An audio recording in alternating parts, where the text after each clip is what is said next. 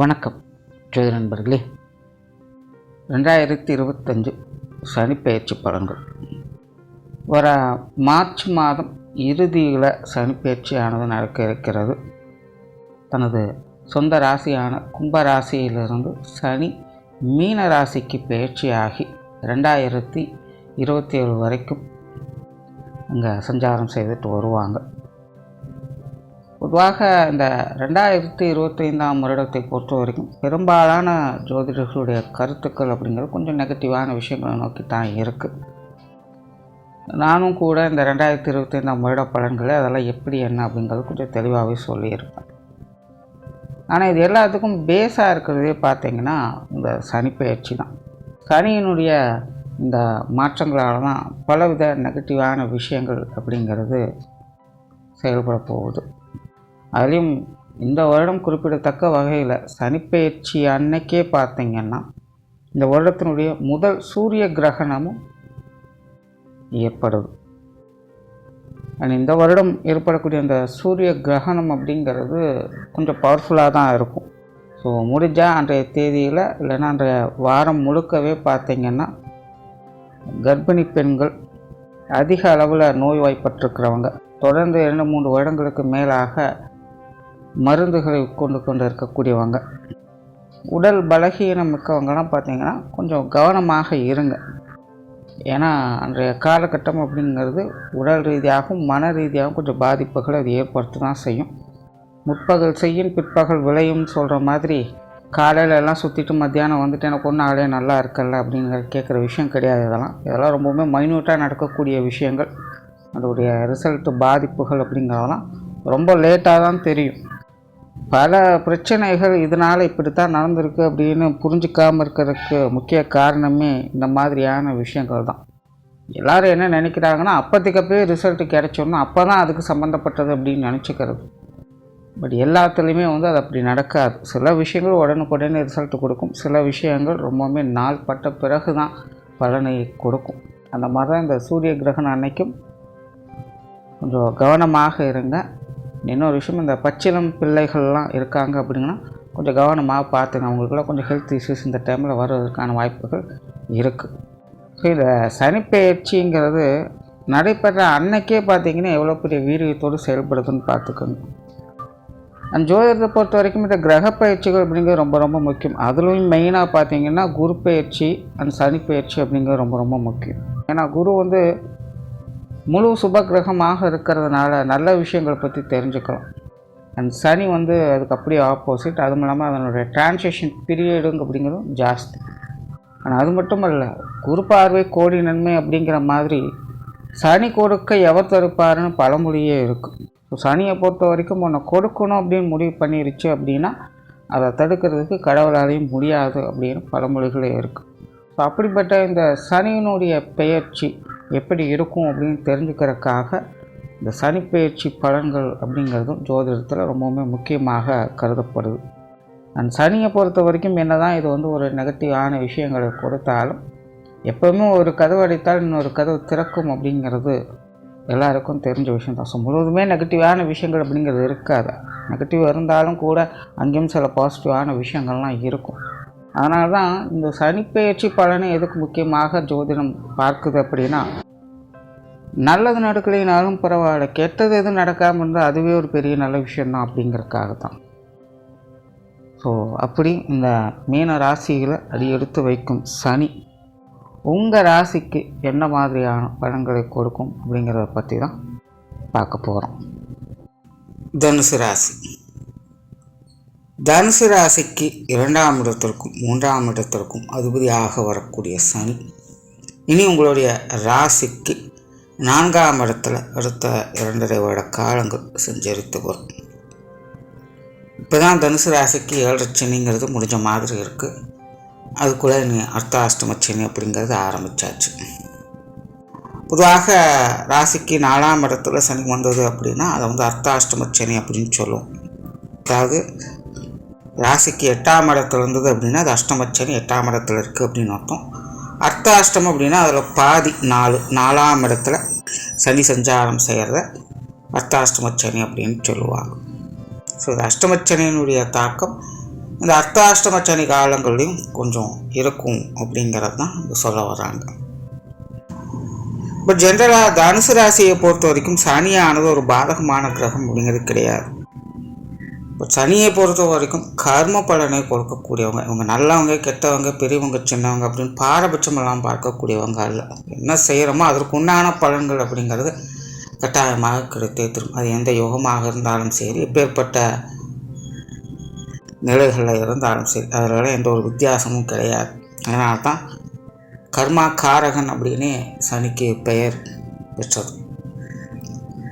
So தன்னுடைய கர்மங்களுக்கு உண்டான பலன்களை எல்லாருக்குமே சரிசமமான வகையில் அவங்கவுங்களுடைய கர்மங்களுக்கு தகுந்த மாதிரி கொடுக்கக்கூடிய கிரகம் இந்த சனி.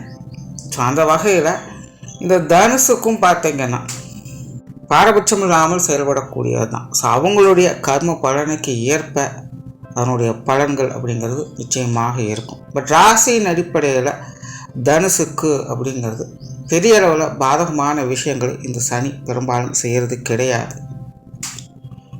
ஆனால் இங்கே புரிஞ்சிக்க வேண்டியது என்னென்னா, தனுஷனுடைய லட்சணங்கள் என்ன அப்படின்னு ஏற்கனவே நிறைய பதிவுகள் போட்டிருக்கும். அந்த குணங்கள் அந்த லட்சணங்களுக்கு பாதிப்புகளை கொடுக்காது அப்படிங்கிறது தான் இங்கே பொருள். ஸோ எல்லாமே நல்லா இருக்கும், எல்லாமே கொடுத்துரும், எந்த பிரச்சனையுமே கிடையாது அப்படிங்கிறதெல்லாம் அர்த்தம் கிடையாது. ஒரு ராசிக்கு ஒரு கிரகம் சாதகமாக இருக்கும் அப்படின்னா அந்த ராசியினுடைய நிலைகள் எப்படியோ அதற்கு தகுந்த மாதிரி தான் அது சாதக பாதகமான பலன்களை கொடுக்குமே இல்லாமல் எல்லாத்துக்கும் ஒரே மாதிரியான நிலைகளை எதிர்பார்க்க முடியும். ஏன்னா இன்றைய காலகட்டத்தில் மனிதர்கள் நல்லா இருக்காங்களா இல்லையா அப்படிங்கிறது புற வாழ்க்கையை சார்ந்து தான் இருக்குது. வசதி வாய்ப்புகளோடு இருக்கிறாங்க, செல்வந்தராக இருக்கிறாங்களா, பேர் புகழோடு இருக்கிறாங்களா அப்படிங்கிறத பார்த்து தான் ஒரு மனுஷன் நல்லா இருக்காங்களா இல்லையா அப்படிங்கிறதே சொல்ல வேண்டிய ஒரு காலகட்டமாக மாறிடுச்சு. அப்படி இன்றைய உலகம் அப்படிங்கிறது எல்லாமே புற வாழ்க்கை சார்ந்த விஷயங்களாக மாறிடுச்சு. பட் தனுசை பொறுத்த வரைக்கும் அதுக்கு அப்பாற்பட்ட ஒரு ராசியாகத்தான் இருக்குது. தனுசை பொறுத்த வரைக்கும் அக வாழ்க்கை தான், ஆன்மீக வாழ்க்கைகள் தான். அதற்காகவே பிறப்படுத்தவங்க தான் தனுசு ராசி. எப்பேற்பட்ட மோசமானவர்களாக இருந்தாலும், தனுசு ராசி ஜாதகம் மோச ஜாதகங்களாக இருந்தாலும் கூட அந்த தனுசு ராசியில் பிறக்கக்கூடியவங்க கடவுளை கடைசிக்கு நிந்தனை செய்து கொண்டாலும் எடுத்து கொண்டிருக்கக்கூடிய குணம் அவங்களுக்கு ஏற்பட்டுரும். ஸோ கடவுளை நினைக்காமல், கடவுளை வணங்காமல், கடவுள் காரியங்களில் ஈடுபடாமல் அவங்களால இருக்கவே முடியாது. அப்படிப்பட்ட பிறப்புகள் தான் தனுசு ராசியில் எடுக்க முடியும். அந்த நிலைகளுக்கு இந்த சனியானது எந்த ஒரு பாதகமான விஷயங்களும் கொடுக்காது அப்படிங்கிறது தான் பொருள். தனுசு ராசிக்கு சனி ஃபேவராக வேலை செய்யுது அப்படின்னா அவங்களுடைய நிலைகளில் எந்த ஒரு பாதகமான விஷயங்களும் எந்த ஒரு குற்றம் குறைகளும் செய்யாமல் பாதுகாக்க செய்யும் அப்படிங்கிறது தான் இங்கே பொருள். இங்கே எனக்கு காசு கிடைச்சிடும், பணம் கிடைச்சிடும், பேர் பூ கிடைச்சிடும், கல்யாணம் நடந்த குழந்தை, இதெல்லாம் அப்பாற்பட்ட விஷயங்கள், அதெல்லாம் வெளி விஷயங்கள். நிம்மதியாக இருக்கிறேன்னா, சந்தோஷமாக இருக்கிறேன்னா அப்படிங்கிறது தான் இங்கே முக்கியம். மேலே ஏழரை காலத்தும் தனுசு ராசிக்காரங்க அவங்க வேலை உண்டுன்னு இருக்கிற பட்சத்தில் அமைதியாகத்தான் இருந்து வந்திருப்பாங்க. அவங்களுக்கு உண்டான பிரச்சனைகள் தனிப்பட்ட நிலையில் பெருசாக எதுவும் இருக்காது. வெளியில தான் பிரச்சனைகள், புற வாழ்க்கையில் தான் பிரச்சனைகள். மற்றவங்களை அண்டர்ஸ்டாண்ட் பண்ணிக்கிறது, மற்றவங்க இவங்களை புரிஞ்சுக்கிறதுங்கிறது தான் பிரச்சனைகள். இப்படி எல்லாமே தன்னை தவிர்த்த மற்ற விஷயங்களை தான் அவங்களுக்கு பிரச்சனைகளாக இருக்குமே இல்லாமல் தனக்குத்தானே கேடு விளைவிக்கக்கூடிய எந்த ஒரு காரியத்திலும் தனுசு ராசிக்காரங்களால் ஈடுபடவே முடியாது. அப்படி ஈடுபட முடியாதபடி தடுக்கக்கூடியவங்க அந்த சனி தான். அதனால தான் சனியை பொறுத்த வரைக்கும் தனுசுக்கு பாதகமான விஷயங்கள், ஃபேவராக வேலை செய்கிறவங்கன்னு சொல்கிறத விட பாதகமாக எந்த ஒரு செயலும் செய்ய மாட்டாங்க அப்படிங்கிறது தான் உண்மை. ஸோ இந்த மாதிரி அந்த விஷயங்களை சரியாக புரிஞ்சுக்கணும். எல்லாத்தையும் ஒரே மாதிரி ஒரு கோடு போட்ட மாதிரி ஒரே மாதிரி பார்க்குறது அப்படிங்கிறது இங்கே செயல்படாது, வேலைக்கு ஆகாது. ஏன்னா ஒவ்வொருத்தரும் ஒவ்வொரு விஷயங்களுக்காக தான் இங்கே பிறப்பெடுத்திருக்கோம். எல்லாருமே ஒரே காரியங்களுக்காக பிறப்பெடுக்கல அப்படின்னா இங்கே பிறப்புக்கு அர்த்தமே இல்லாமல் போயிடும். ஒவ்வொருத்தருக்கும் ஒவ்வொரு கர்ம பந்தங்கள் அப்படிங்கிறது இருக்கும். அதற்கு தகுந்த மாதிரி தான் ராசி நிலைகள், லக்ன நிலைகள் அப்படிங்கிறது மாறுபட்டு அமையுது. பட் இன்றைக்கி எல்லாம் பொருளாதாரத்தை சார்ந்து, பொருளாதாரத்தை மையமாக வைத்து உலகம் சுழன்றுட்டு இருக்கிறதுனால எல்லாருக்கும் ஒரே மாதிரி தேவைகள் அப்படிங்கிறதாயிடும். பட் அதெல்லாமல் புற வாழ்க்கை சார்ந்த விஷயங்கள் தான். தனிப்பட்ட முறையில் ஒவ்வொருத்தரும் இங்கே தனித்துவமாகத்தான் இன்றைக்கும் இருந்து கொண்டு வர்றாங்க. பட் அது என்ன அப்படிங்கிறது புரிஞ்சுக்கிறதே இங்கே பெரும்பாடாக இருக்குது. ஒரு குழந்தை பிறந்தது அப்படின்னாலே படிக்கணும், படித்ததுக்கப்புறம் வேலைக்கு போகணும், வேலைக்கு அப்புறம் கல்யாணம் பண்ணணும், குழந்தை குட்டிகளை பெற்றுக்கணும், அப்புறம் அந்த குழந்தைகளுக்கு இதே விஷயங்கள் ஒரு சுழற்சி முறையில் செய்யணும். இப்படி தான் வாழ்க்கையை நகர்த்தி கொண்டு போக வேண்டியதாக இருக்குது. இன்றைக்கி ஒரு கட்டாயமாக ஆக்கிட்டாங்க. இது ஒரு மனிதரோட வாழ்க்கை நிலை அப்படின்னு மாற்றப்பட்டுடுச்சு. அப்படி எல்லாருக்குமே இது பொருத்தமானது அல்ல அப்படிங்கிறது ஒவ்வொருத்தருக்கும் ஒவ்வொரு விஷயங்களில் அனுபவிப்பதற்காகவே பிறப்பு அப்படிங்கிறது இருக்குது. ஸோ அதை புரிந்து கொண்டு செயல்படுறதுனால தான் இங்கே சுச்சம் என்பதே அடங்கி இருக்குது. ஸோ அந்த மாதிரி தனுசுக்குன்னு சில விஷயங்கள் இருக்குது. அதில் எந்த ஒரு குற்றம் குறையும் என்றைக்கும் இந்த சனி கொடுக்கறதில்லை அப்படிங்கிறத புரிஞ்சுக்கோங்க. அந்த வகையில் வரக்கூடிய இந்த அஷ்டாஷ்டம சனி அப்படிங்கிறது அந்த மாதிரியான விஷயங்களை பெருசாக பாதிப்புகளை கொடுக்காது. அதில் எந்த பிரச்சனையும் கிடையாது. பட் இந்த அஷ்டாஷ்டம சனி அப்படிங்கிறது ஜென்ரலாக சில விஷயங்களை எப்போ போல இந்த புற வாழ்க்கை சார்ந்த விஷயங்களை கொஞ்சம் சங்கடத்தை கொடுக்கும். ஆனால் அக வாழ்க்கை சார்ந்த விஷயங்களும் கொஞ்சம் சங்கடத்தை கொடுக்கும். பெருசாக பிரச்சனைகளும் இருக்காது. அதாவது கொஞ்சம் உடல் ரீதியாகவும் மன ரீதியாகவும் தளர்ந்து போகக்கூடிய நிலைகள் அப்படிங்கிறது. பொதுவாக இந்த அஷ்டாஷ்டம சனி வந்துருச்சு அப்படின்னா உடல் பலவீனம் அப்படிங்கிறது ஏற்படும். மனசில் ஒரு மாதிரியான மந்தத்தனம் அப்படிங்கிறது உருவாகும். அஷ்டாஷ்டம சனிங்கிறது அதுதான். பர்சனலாக பாதிப்புகள் கொடுக்கறது இந்த விஷயங்கள் தான். மற்றபடி பெருசாக வேறு எதுலையும் இருக்காது. வேலைப்பொழு வேலை அலைச்சல்கள்லாம் பார்த்திங்கன்னா இந்த டைமில் தான் அதிகமாக இருக்கும். அவங்களுக்கு ஒரே விஷயத்தை 2 தடவை செய்கிற மாதிரியான இருக்கும். எடுத்தவங்க ஒருத்தவங்க ஒரு விஷயத்தை முடிக்கவே முடியாது. ஒரு வேலையை 10 தடவை செய்ய வேண்டிய மாதிரி கூட இருக்கலாம். ஒருத்தர் நம்பி ஒரு வேலையை கொடுத்தோம் அப்படின்னா அது நம்மளே திரும்ப வேலை செய்கிற மாதிரி கூட அமையலாம். அந்த மாதிரி கொஞ்சம் வேலை பழு அலைச்சல் அப்படிங்கிறதெல்லாம் சாதாரணமாகவே இருக்கும். அதனாலேயே கூட உடல் அலைச்சல்கள் உடல் சோர்வுகள் போன்ற விஷயங்கள்லாம் போயிட்டுருக்கும். மனச்சோர்வுகள் மனக்கசப்புகள்லாம் இதனாலேயே வரும். இந்த தொந்தரவுகள் அப்படிங்கிறது அதிகமாக இருக்கும். ரிஸ்க் எடுத்து ஒரு விஷயங்களை செய்வோம், எல்லாம் கூடிய வரமாக இருக்கும். ஆனால் திடீர்னு பார்த்தீங்கன்னா இடையில அப்படியே கட்டாயம் நின்றுடும். எந்த ஒரு குற்றம் குறைய இருக்காது, எல்லாமே சரியானத போச்சு, அப்புறம் என்ன ஆச்சு, எல்லாம் விதி அப்படின்னு கடைசியில் வந்துக்க வேண்டியதாக இருக்கும். ஆரம்பிக்கும் போது எல்லாம் டக்கு டக்குன்னு முடிகிற மாதிரி இருக்குது. ஆனால் கடைசி நேரத்தில் பார்த்தீங்கன்னா எங்கே போய் எப்படி நிற்கிது அப்படின்னே புரிய மாட்டேங்குது. திரும்ப வருமா வராதா அப்படின்னு கூட புரிய மாட்டேங்குது. அப்படிங்கிற மாதிரியான ஒரு மனசோர்வுகளை கொடுக்கக்கூடிய நிலைகளில் இந்த அஷ்டாஷ்டம சனி அப்படிங்கிறது வேலைச்சு. ஸோ தனுசு ராசிக்காரங்க இந்த மாதிரியான விஷயங்களில் பொறுமை காக்க வேண்டியது அவசியமாக இருக்கும். பட் அதே போல் இந்த அஷ்டாஷ்டம சனி காலங்களில் நிறைய நல்ல விஷயங்கள் காரியங்கள் அப்படிங்கிறது நடக்கும். குறிப்பாக உங்களுடைய இல்லங்களில் சுப விசேஷங்கள் சுப காரியங்கள் போன்ற அமைப்புகள் இந்த காலகட்டங்களில் சூப்பராக அமையும். மெயினாக திருமண விஷயங்கள் புத்திரபாக்கிய அமைப்புகள் அப்படிங்கிறது தனுசு ராசிக்காரங்களுக்கு சிறப்பாகவே இருக்குது. மெயினாக இந்த தடைப்பட்ட திருமணங்கள் புத்திரபாக்கிய அமைப்புகள்லாம் பார்த்திங்கன்னா இந்த அஷ்டாஷ்டம சனி காலகட்டங்களில் கைகூடி வரும். நிறைய பேர் பார்த்திங்கன்னா வரன்கள் பார்த்துட்டு போயிருப்பாங்க, கூடி வரமாக இருந்திருக்கும். ஆனால் ரிசல்ட் சொல்லாமையே இப்படி பெண்டிங்கில் வச்சுட்ருப்பாங்க. ரிசல்ட் சொல்லி கூட காலம் தாழ்த்திக்கிட்டே இருப்பாங்க. ஏன் என்னென்னு காரணமே புரியாது, குழப்பிக்கிட்டே இருக்கும். எதையாச்சும் சொல்லிக்கிட்டு மாற்றிக்கிட்டே இருப்பாங்க. வரும்னு சொல்லுவாங்க, ஆனால் வரா. இந்த மாதிரி இந்த வரன் தொடர்புடைய விஷயங்கள் இழுபறியாகவே இருந்த சமாச்சாரங்கள்லாம் பார்த்திங்கன்னா இந்த அஷ்டாஷ்டம சனி காலகட்டங்கள்லாம் முடியும். இல்லைனா அதை விட்டுட்டு இன்னொன்னா டக்குன்னு முடிய ஆரம்பிக்கும். ஸோ அந்த மாதிரி திருமண அமைப்புகள்லாம் நல்லபடியாக அமைவதற்கு இந்த காலகட்டங்கள் நல்ல முறையில் கை கொடுக்கும். இந்த புத்திர வாக்கிய அமைப்புகள் கூட அப்படி தான். குழந்தை வாக்கியமே அமையவே மாட்டேங்குது, ஏதோ ஒன்று தடையாகிக்கிட்டே இருக்குது அப்படின்னு சொல்லலாம் ஃபீல் பண்ணுவாங்க. ஸோ அந்த மாதிரியான நபர்களுக்கு கூட இந்த காலகட்டங்கள் அந்த குழந்தை பாக்கிய அமைப்புகள் கூட சிறப்பாக அமையப்பெறும். அதே போல் குடும்ப விஷயங்கள் காரியங்களில் நன்மைகளையும் மன மகிழ்ச்சிகளையும் எதிர்பார்க்கலாம்.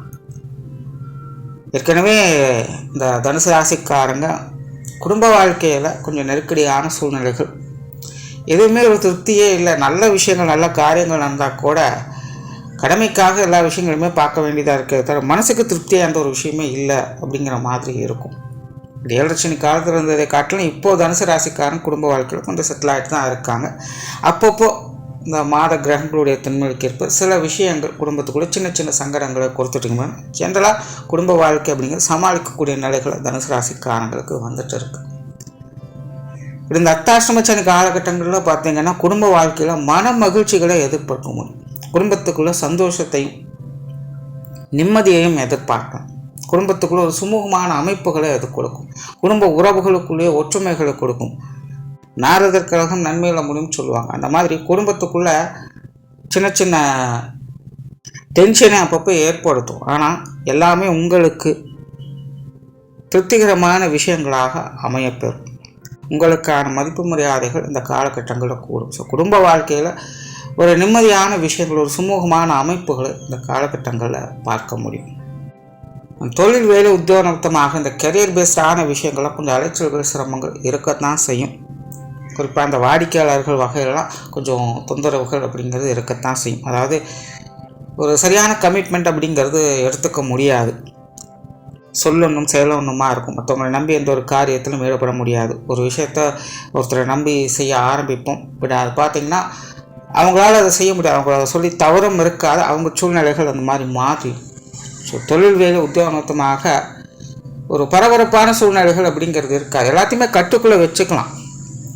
ஒரு மேனேஜ்மெண்ட் அப்படிங்கிறதெல்லாம் சிறப்பாக இருக்கும். நிறைய புதிய விஷயங்கள், காரியங்களில் நன்மைகள், புதிய வேலை வாய்ப்புகள், தொழில் வாய்ப்புகள் போன்ற விஷயங்களில் சாதகமான அமைப்புகள் இதெல்லாமே நல்லபடியாக இருக்கும். ஆனால் அடுத்த ஸ்டேஜுக்கு ஒரு டெவலப்மெண்ட் கொண்டுட்டு போகணும் அப்படின்னு நினைக்கும் போது இடைப்பட்ட இடங்களில் சில தடைகள் அப்படிங்கிறது ஒவ்வொரு வந்துக்கிட்டு தான் இருக்கும். ஸோ அந்த மாதிரியான நேர காலங்களில் தனுசு ராசிக்காரங்க கொஞ்சம் பொறுமையும் நிதானம் காத்திருப்பது நல்லது. தொழில் வேலை உத்தியோக ரீதியாக இது கொஞ்ச நாள் கொஞ்சம் மந்த நிலைகள் இருக்கத்தான் செய்யும். ஏன்னா தனிப்பட்ட முறையிலும் உங்களுடைய மன ரீதியாகவும் உடல் ரீதியாகவும் கொஞ்சம் அலைச்சல்கள், டென்ஷன்கள் இருக்கிறதுனால ரிஸ்க் எடுத்து காரியங்கள் இறங்குவது அப்படிங்கிறதே கொஞ்சம் தவிர்க்க வேண்டிய ஒரு காலகட்டம் தான். அந்த மாதிரி தொழில் வேலை உத்தியோக ரீதியாகவும் அகலக்கால் வைத்து செயல்படாமல் இருப்பது நல்லது. வெளியூர் மற்றும் வெளிநாடு சம்மந்தப்பட்ட விஷயங்கள் இந்த காலகட்டங்களில் சிறப்பாக இருக்கும். பெரும்பாலும் இந்த அஷ்டமச்சனி, அர்த்தாஷ்டமச்சனி காலகட்டங்கள் தான் இந்த வெளிநாடு சம்மந்தப்பட்ட விஷயங்கள், வெளி மாநிலங்கள் சம்மந்தப்பட்ட விஷயங்கள்லாம் ஒரு சாதகமான அமைப்புகளை எதிர்ப்பாங்க. இப்போ தான் அது சார்ந்த விஷயங்கள் உங்களுக்கு இன்ட்ரெஸ்ட் அப்படிங்கிறதே ஏற்படும். இவனால அவங்க ட்ரை பண்ணியிருப்பாங்க. சில பிரச்சனைகள் கூட ஏற்பட்டிருக்கலாம். வெளிநாடு வெளியூர் சம்மந்தப்பட்ட விஷயங்கள் அது முடிக்க முடியாமல் திணறி கொண்டு வரலாம். ஸோ அந்த மாதிரி வெளி மாநிலம் வெளிநாடு தொடர்புடைய பிரச்சனைகள் கூட அந்த காலகட்டங்களில் சரி பண்ணக்கூடிய வாய்ப்புகள் அப்படிங்கிறது பூரணமாக இருக்கும். மாணவர்களுக்கு கல்வி வித்தைகள் ஒரு அளவான அமைப்புகள் இருக்கும். அதாவது முயற்சிகளுக்கு ஏற்ற நற்பலன்கள் அப்படின்னு சொல்லலாம். அர்த்தாஷ்டமச்சனி காலகட்டங்களில் மாணவர்களுக்கு எப்போவுமே விடாமுயற்சியோடு செயல்பட வேண்டியது அவசியமாக இருக்கும். எந்த ஒரு ராசிக்காரங்களாக இருந்தாலும் அஷ்டாஷ்டமச்சனி காலங்களில் முயற்சிகள் இருக்கிற அளவுக்கு பலன்கள் கொஞ்சம் குறைவாகத்தான் இருக்கிறதுனால கொஞ்சம் கூடுதல் முயற்சி அப்படிங்கிற அந்த காலகட்டங்களில் தேவைப்படும். பாதகமான விஷயங்கள் எதுவும் இருக்காது. அது ஒரு பாசிட்டிவான அமைப்பு. மாணவர்கள் உங்களுடைய முயற்சிகள் மட்டும் என்றைக்கு கைவிடாமல் இருப்பது உங்களுக்கு நன்மையை கொடுக்கும். அண்ட் பொருளாதாரம் சார்ந்த விஷயங்களில் சாதகமான அமைப்புகள் இருக்கும். கொடுக்கல் வாங்கல் விஷயங்கள் சிறப்பாக இருக்கும். கடன் சம்பந்தப்பட்ட பிரச்சனைகள் தீரும். மேற்கொண்டு கடன் வாங்கி சில புதிய விஷயங்கள் செய்ய முற்படுவாங்க. அதெல்லாமே உங்களுக்கு சாதகமாக இருக்கும். அண்ட் குறிப்பாக பார்த்தீங்கன்னா இந்த மாதிரியான காலகட்டங்களில் நிறைய பேர் இந்த கடன் வாங்கி லோன் வாங்கி வீடு கட்டுவது, நிலம் வாங்குவது, வாகனங்கள் வாங்குவது போன்ற விஷயங்கள்லாம் செய்வாங்க. அதெல்லாமே உங்களுக்கு கொஞ்சம் சாதகமான நிலைகள் இருக்கும். குறிப்பாக இந்த அசட் சம்மந்தப்பட்ட விஷயங்கள், பொருளாதார நிலைகளில் முன்னேற்றம் பெறக்கூடிய அமைப்புகள் அப்படிங்கிறது உண்டு. கண்டிப்பாக சேமிப்புகள் உயரக்கூடிய ஒரு காலகட்டம் தான். நீண்ட நாட்கள் அடிப்படையில், நீண்ட நாள் முதலீடுகளின் அடிப்படையில் தனுசு ராசிக்காரங்களுக்கு ஒரு சாதகமான விஷயங்களை ஏற்படுத்தி கொடுக்கும். பொருளாதாரத்தில் நன்மை அப்படிங்கிறது உண்டு. இந்த அசட் சம்மந்தப்பட்ட விஷயங்களை கூட கொஞ்சம் டென்ஷன்கள் இருந்தாலும் இந்த காலகட்டங்கள் இந்த பாகப்பிரிவினைகள் போன்ற விஷயங்கள்லாம் சிலரெல்லாம் ஏற்படும். அது ரீதியான வாக்குவாதங்கள் அப்படிங்கிறதெல்லாம் வந்துட்டு போயிட்டு தான் இருக்கும். இருந்தாலும் உங்களுக்கு ஒரு சாதகமான நிலைகளை தான் அது கொடுக்கும். ஸோ பொருள் மற்றும் பொருளாதார ரீதியாக அனைத்து விஷயங்களுமே ஒரு சுமூகமான அமைப்புகளை எதிர்பார்க்க முடியும். ஓவராலாகவே சனிப்பயிற்சியான தனுசு ராசியை பொறுத்த வரைக்கும் வேலை மற்றும் உடல்நலம் சார்ந்த விஷயங்கள் மட்டும் கொஞ்சம் கான்சியஸாக இருங்க. மற்ற எல்லா விஷயங்களுமே உங்களுக்கு சமாளிக்கக்கூடிய நிலைகளில் தான் இருக்கும். நன்றி, வணக்கம், வாழ்க வளமுடன்.